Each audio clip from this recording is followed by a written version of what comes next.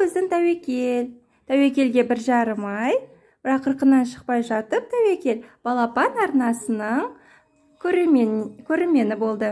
Егер мамасы басқа арнаға ауыстырса, Тәуекел бірден беймазданып, мазасы қашады, сондықтан басқа арнаға біз ауыстырмаймыз.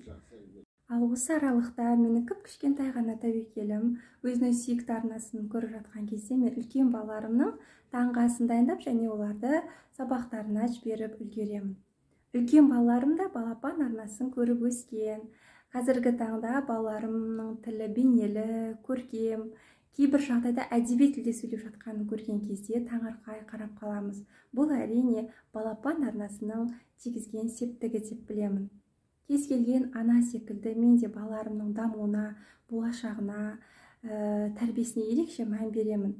Ал осы мақсатқа жетуіме, яғни балаларымның тәрбиелі, білімді, жан-жақты болуына менімен бірге өз үлесін қосып жатқан балапан арнасына және арна ұжымына үлкен алғысымды білдіремін.